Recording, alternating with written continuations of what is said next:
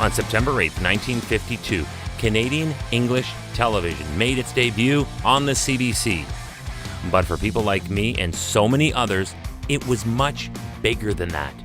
Because the first person to appear on the screen on televisions across Canada was a weather person.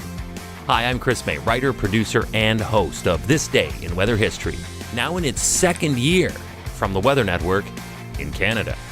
Percy Saltzman was already a veteran meteorologist.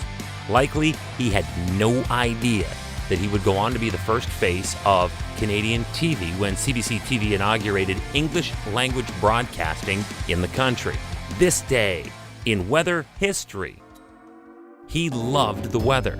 He lived it. With this outlet for weather analysis and storytelling, he quickly made a name for himself with his high energy and at times rather dramatic explanations of the weather. Remember that when compared to today's modern technology, he started with almost nothing. Percy Saltzman started TV weather in the era before color. It was all black and white. Try analyzing the reds and blues of high and low pressure, let alone the different colored contours of most products available to us today. Most of that wasn't even available to him anyway. His era was also before the introduction of computer-enhanced satellite displays and model graphics. Nope, Percy Saltzman was armed only with a thick piece of chalk, a blackboard map, his signature glasses, and a quick wit. He would quickly develop a dedicated fan base who would wait to the very end of every weathercast, where he would punctuate it with his signature toss of the chalk up into the air. Then the phrase, "And that's the weather picture," and then he would complete it by catching the stick of chalk.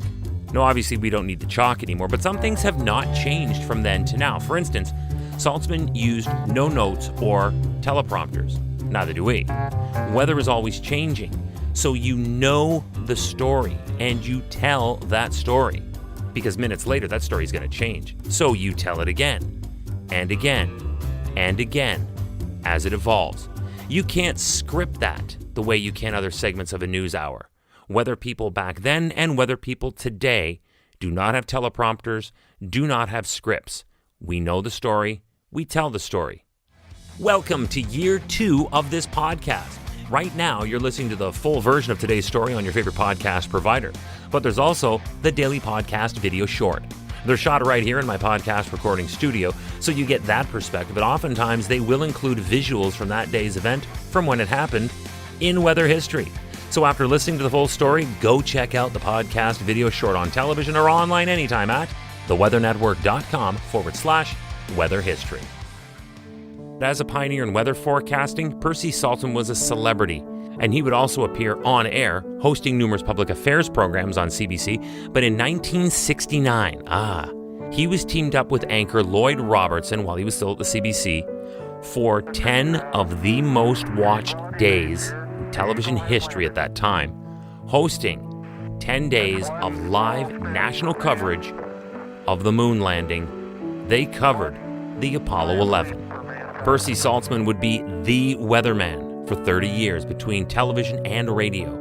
It is estimated that between the years 1952 and 1982, he would deliver 6,000 weathercasts on television, 3,000 on radio, and also conduct in the neighborhood of 1,000 interviews. Still, he will always be remembered with reverence when each night after another of his signature frantic 3-minute weather blitzes, there would be the map, there would be Percy, both covered in a thick cloud of white chalk dust. Percy Saltzman, by those who worked with him, was known as Instant Chaos, and he hit the air as the first personality on the English-speaking CBC. He was the weatherman, and this moment would pave the way for others like me to do what we do and love it because we live it. And that break came on September 8th, 1952, this day in weather history. Hey, do you like the podcast? We'd love to hear from you. If you have an idea, go right now to wherever you're listening to me and rate us if you would, please. It's on a 5-star system, and we would love as many stars as you can afford. So rate us, but then also review us. This way we can always stay on top of how you'd like to see the show evolve. then remember to subscribe to this podcast. Click the subscribe or follow button right there on the very same podcast homepage you're listening on. You'll be immediately reminded that the next day is ready to listen to, and you also have access to every episode in the archives. It dates back to June 1st of 2020, so there is a lot that we got to get caught up on this day in weather history. Tomorrow is September 9th. It was just as Canada's neighbors to the south were fighting for their freedom from the monarchy when the 1775 Newfoundland hurricane, or Independence Hurricane, struck the 13 colonies and the colony of Newfoundland in August and September of that year. That we will pick up on this day in weather history with me, your host, Chris May.